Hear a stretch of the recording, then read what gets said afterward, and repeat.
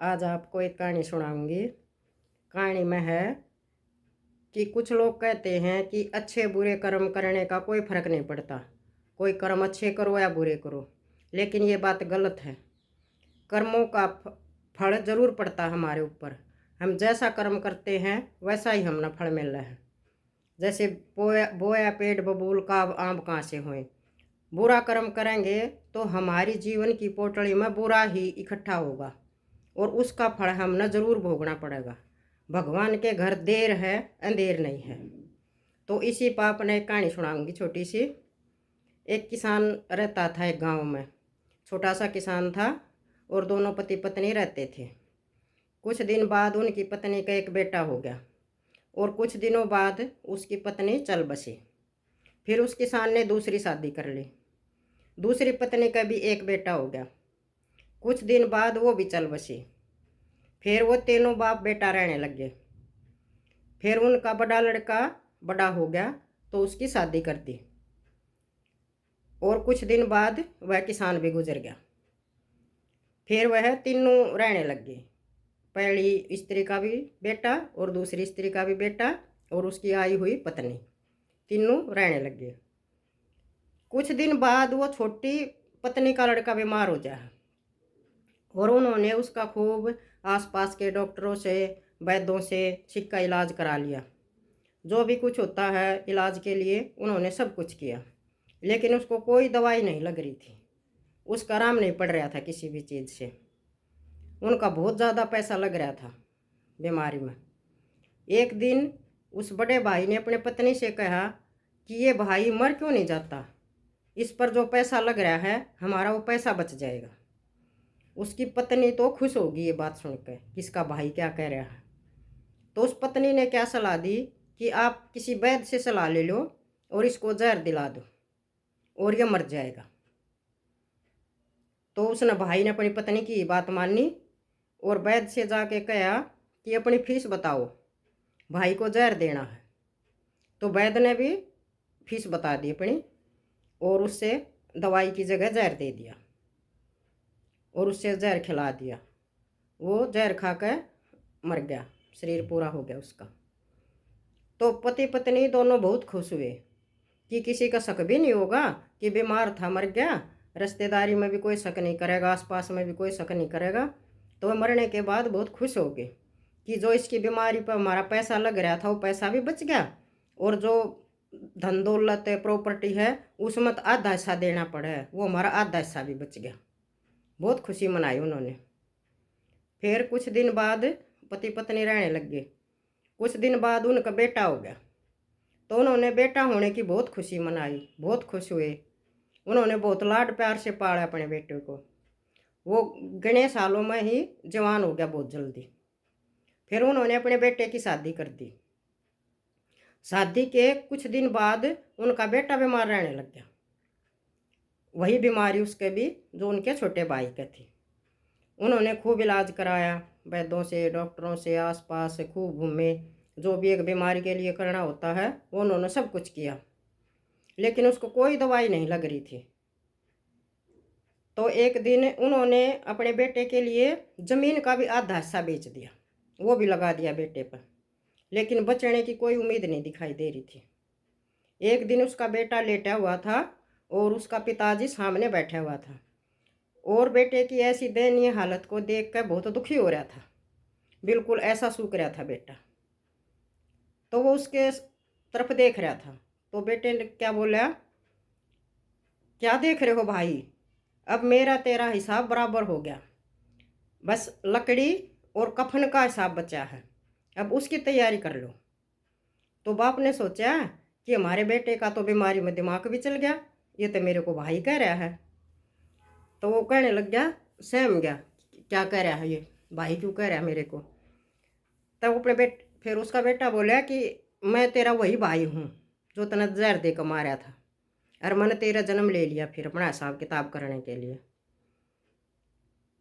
और बोले कि जब सती प्रथा की वो थी रिवाज, पत्नी को भी जलाया जाओ था साथ में। तो बोले इससे तेरी पत्नी ने तेरा क्या बिगाड़ा है, ये भी इसको भी जिंदा जी जलाना पड़ेगा।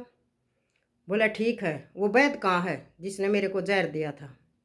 वो भाई बोला कि वो वैद्य तो तेरे 3 साल बाद ही मर गया था वो भी। बोला ये वही मेरी पत्नी है जिसने मेरे को जहर दिया था, और मेरा पत्नी रूप मार है यू वैद्य, और ये विष को मेरे साथ जिंदा जलना पड़ेगा। तो देख लो, देर है अंधेर नहीं है, करने का फल इसी जन्म में भोगना पड़ जाएगा, नहीं तो अगले में जरूर भोगना पड़ेगा। जैसा हम इकट्ठा करेंगे वैसा हमारी पोटली में इकट्ठा होता जा है। भगवान के पास पल पल का लेखा हो है, तो अच्छे ही कर्म करने चाहिए, बुरे कर्मों से बचना चाहिए। बहन भाइयों को कहानी कैसी लगी कमेंट्स करके बताना। और एक कहानी और उस टाइम की है, जिस टाइम महाभारत का युद्ध होया ना, तो उस टाइम युद्ध की भूमि देखने के लिए अर्जुन और कृष्ण गए थे कि युद्ध कहाँ करना है। तो वो पानीपत में गए, उन्होंने वहाँ की साफ़ सफाई करवाई, हाथियों से साफ़ सफाई करवाई जा रही थी, और जो पेड़ वेड़ उखाड़ने थे वो हाथी उखाड़ रहे थे उन पेड़ों को। और अर्जुन और कृष्ण चले आ रहे थे कि कल युद्ध जीतने की रणनीति बनाने के लिए। तो वैसे ही घूम रहे थे, देख रहे थे, रणनीति बना रहे थे। तो एक हाथी ने एक पेड़ को उखाड़ दिया, और उस पेड़ पे एक गौरैया और उसके 4 बच्चे थे। जब उसने वो पेड़ उखाड़ा तो उसका घोंसला टूट कर और ज़मीन पर पड़ गया, लेकिन भगवान की कृपा वे ठीक रहे, किसी के जान नहीं गई, बच गए सारे। तो गौरैया बहुत चिंतित हुई कि अब यहाँ तो युद्ध होगा, 2 दिन बाद मेरे बच्चे कुचले जाएंगे, ख़त्म हो जाएंगे, मेरा तो परिवार नष्ट हो जाएगा। तो इतनी देर में अर्जुन और कृष्ण दिख रहे हैं उसको आते हुए। तो वो उड़ती उड़ती कृष्ण के पास गई और बोली, हे भगवान, कल 2 दिन बाद यहाँ युद्ध होना है, और मेरे बच्चे तो कुचले जाएंगे, ख़त्म हो जाएंगे, मेरा तो परिवार नष्ट हो जाएगा, मेरा जीवन नष्ट हो जाएगा।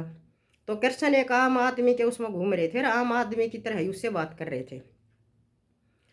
तो कृष्ण बोला कि जो प्रकृति का नियम है मैं उसमें कुछ नहीं कर सकता, मैं क्या करूं, कुछ नहीं कर सकता मैं तो। फिर गौरैया फिर बोली, हे भगवान, मैं तो सब कुछ आपको ही मानती हूँ, आप ही के हाथ में है जो भी कुछ है, आप ही काल चक्कर को चलाने वाले हो, आप ही जीवन देने वाले हो। मैं तो अपना पूरा जीवन, अपना पूरा परिवार आपके चरणों में समर्पित करूँ, गौरैया बोली। तो फिर भगवान ने सोचा कि इसको बचाना है, तो उससे बोले कि चल अपना 18 दिन का भोजन इकट्ठा कर ले, 3 सप्ताह का भोजन इकट्ठा कर ले, तू 18 दिन लड़ाई चलेगी। तो वो चली गई। तो अर्जुन से कृष्ण बोले कि ये तीर मेरे को दे, अपना धनुष तीर दे। तो अर्जुन ने सोचा कि भगवान ने तो, कृष्ण ने तो युद्ध में कोई शस्त्र उठाने का नियम कर रखा है, नेम कर रखा है कि मैं कोई शस्त्र नहीं उठाऊंगा। वे स्वयं से गए। तो कृष्ण ने उसके हाथ से लेकर और एक हाथी पर तीर चला दिया, और वो हाथी पर नहीं चलाया, उसकी घंटी पर चलाया। तो अर्जुन ये देख हंसने लग गया कि देखो कितना आसान सा निशाना था, और कृष्ण से ये भी नहीं लग गया, हंसने लग गया वो। तो कृष्ण फिर बोले कि ये तीर आपने क्यों चलाया? बोला ये वही हाथी है जिसने गौरैया के बच्चे मारे थे, घोंसला तोड़ा था। बोले फिर हाथी तो बच गया, ये तो घंटी पर लगा है। बोले हाँ, मैंने घंटी पर ही मारा था ये। तो बस उनकी अनसुनी करके और आगे बढ़ गए, और वो घंटी टूट कर और गौरैया के बच्चों पर जाकर डकी गई, और उन्होंने अपना 3 सप्ताह का भोजन इकट्ठा कर लिया था। तो लड़ाई चलती रही, 18 दिन लड़ाई चली, बहुत सेना खत्म होगी, बहुत औरतें विधवा होगी, बहुत हाथी मारे गए, खूब घोड़े मारे गए, बहुत ही रण के मैदान में बुरा हाल था, लहू का, हड्डियों का, मांस का, लाशें ही लाशें दिखाई दे रही थी। तो फिर युद्ध के बाद कृष्ण और अर्जुन घूम रहे थे, उधर का देख रहे थे कौन बचा है, क्या रहा है, क्या हुआ है। तो बहुत सी लाशें फिर भी पड़ी थी, अपने दाह संस्कार का इंतज़ार था उनका। तो घूमते घूमते वो घंटी आ गई कृष्ण के सामने। उन्होंने अर्जुन से कही, हे अर्जुन, इस घंटी को उठाओ। अर्जुन फिर आश्चर्य कहा, भैया और उठाने का इतना सामान है, कृष्ण ने मेरे को घंटी उठाने को क्यों कहा? तो उसने झुक कर वह घंटी उठा दी। अगर उठाई तो अर्जुन की जीवन ही बदल गया अर्जुन का, देखकर कि 5 बच्चे निकले उसके नीचे से और एक गोरैया। और वे फुदकते फुदकते कृष्ण के चारों तरफ परिक्रमा लगा रहे हैं, घूम रहे हैं, कृष्ण भगवान का धन्यवाद कर रहे हैं। और तो ऐसे ही है कि हम भगवान के बताए हुए रास्तों पर चलें और भगवान में विश्वास रखें, तो भगवान भी हमारी गोरैया की तरह मदद करने के लिए हर टाइम तैयार रहते हैं। इस कहानी से ये शिक्षा मिला है कि भगवान पर विश्वास रखना चाहिए, दुनियादारी पर विश्वास ना रखें, ना दुनिया से कुछ मांगे। जो कुछ आपने मांगना है वो भगवान से मांगो, भगवान हमारी हर मनोकामना को पूर्ण करेंगे। तो ये एक महाभारत के युद्ध के समय की कहानी थी। राम राम। सभी बहनों को ज़रूर बताना सुनकर कैसी लगी।